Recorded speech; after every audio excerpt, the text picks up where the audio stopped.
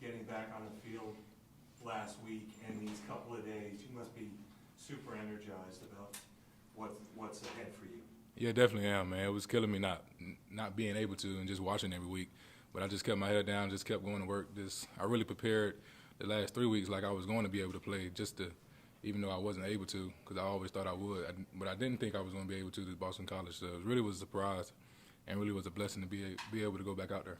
How did the foot feel, I guess, after the game, and then has it felt since? It's definitely sore. Like it's still about around 80-85% right now. Just trying to get over that pain hump. Went back to my left side during practice, so we're still trying to get back over that pain hump, but it's getting there.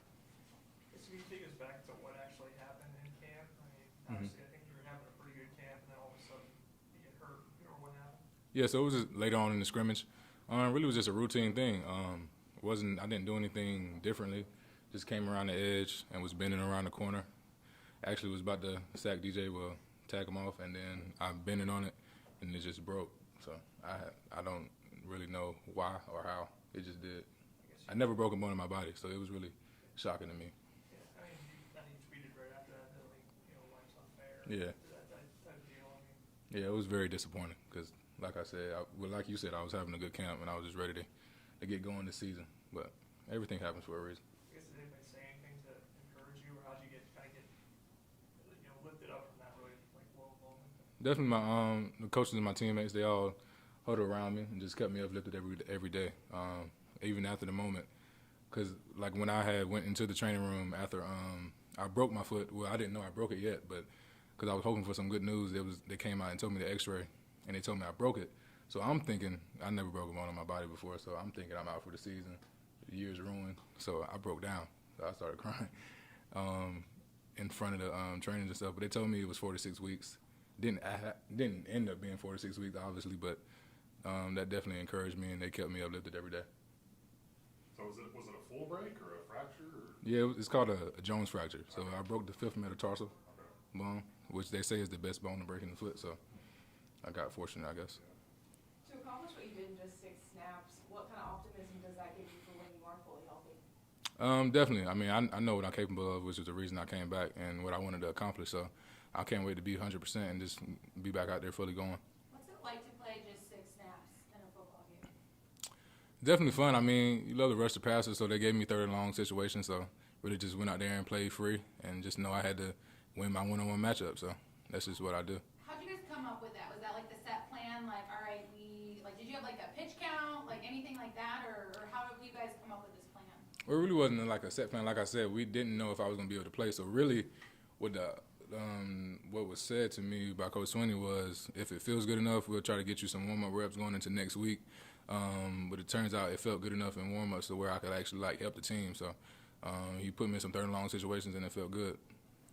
Do you feel hesitant at all, like stepping, like things like that when you're on the field, or you feel fully confident, or? It's definitely hesitation there. Like it's just like a mental thing, like just getting back into the groove and being nervous about stepping on it the wrong way or something like that. So it's definitely hesitation there, but we're getting over it day by day.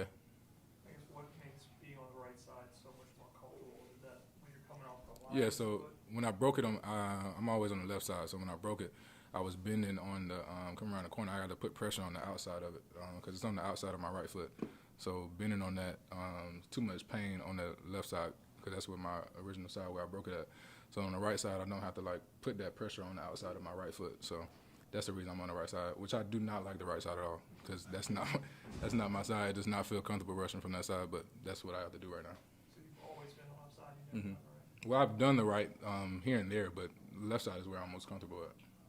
I'm just thinking of mentally all these things you've already told us in the last 4 minutes. That you the thinking you're out for the season, still being out, fighting back, hesitation, mentally getting back into it, switching sides to the side you really don't like.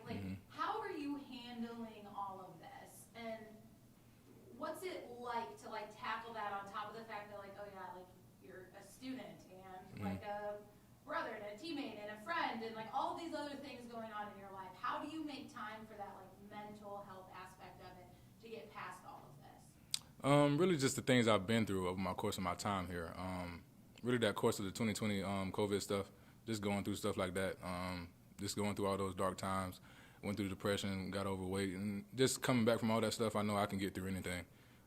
So it's not really much that can really bring me down at this point. I can really just have faith in God and know that He has me no matter what I go through. Dabo had mentioned today that, like, not just physically are you at your best, but you really seem mentally to be in a different spot. How do you continue to lead? And I don't know, it's maybe, like, I always think of, like, if somebody else cannot go through the darkest that I went through, I want to help them. Like, are you in that position at all to be kind of trying to help maybe that next man up? Oh yeah, for sure. Because I know what it feels like when you're going through stuff like that. You don't want to tell anybody that stuff. You want to be we're all men, so we want to be these strong men who doesn't have any weaknesses and not weak. But I always tell guys they can always come to me, talk to me anytime they want, because I know that's not stuff to easily to talk about. So I definitely take that role on and help guys out as much as I can. Xavier, it's been a long journey for you, and you talk about 2020 and the depression you battled through, and coming back for the season and then having to miss the first month and a half. I'm just curious, what were the emotions like for you when you finally got out on the field and you were able to get back to doing what you love? Yeah, it really was just pure joy, like just being able to run again. Really, that was really one of my most grateful things, just being able to run. Just when I was out there on warm-ups, it just was a pure joy, happy feeling, just being able to run again, just because of the fact I wasn't able to run at all really the past, because that was my first live competitive work in like 2 months. I didn't even get any practice reps in or anything like that, so it was really just a joy to be out there. I know football is a day-to-day mentality, and you just got to stay focused in the present, be where your feet are, but do you spend any time thinking about your journey to this point, getting back to this point? Yeah, I mean, I always grateful for my journey. Definitely wasn't what I planned, but like I said, God, I'm really on His timing, and His time is better than mine, so I really just stay focused on that. Hey, Sorry. I was gonna say, you've gotten some run now. Trey is back in there. Brian will be back this week. What does it say that you guys are all getting healthy for this stretch run?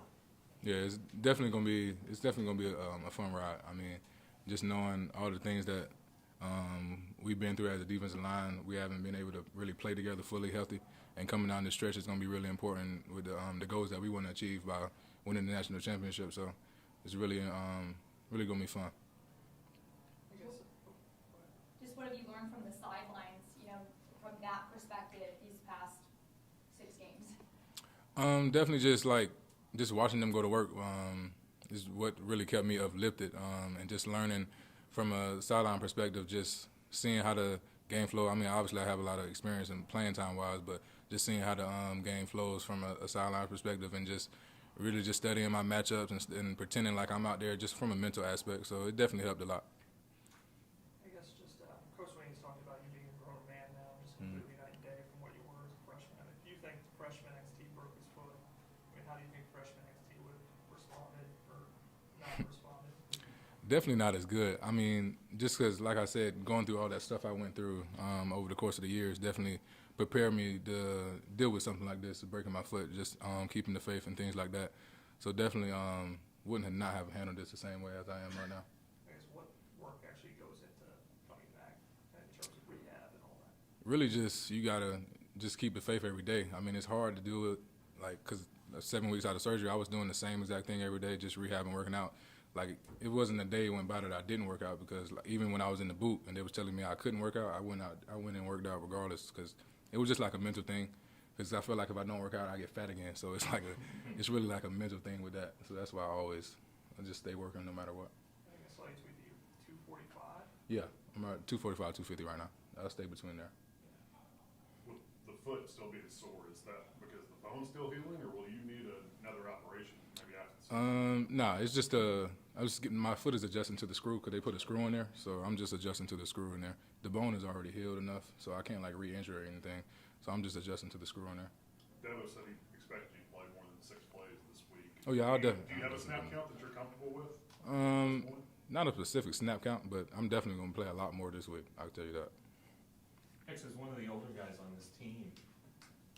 You're one of the few who's played at Florida State. You were down there, I guess, in 2018 or something. What are you anticipating? What do you remember about that atmosphere? What are you anticipating about that this contest Yeah, it's really gonna be fun. Just going down there, that was a noon game if I can remember correctly. So going out there with a night atmosphere, I know it's gonna be really fun.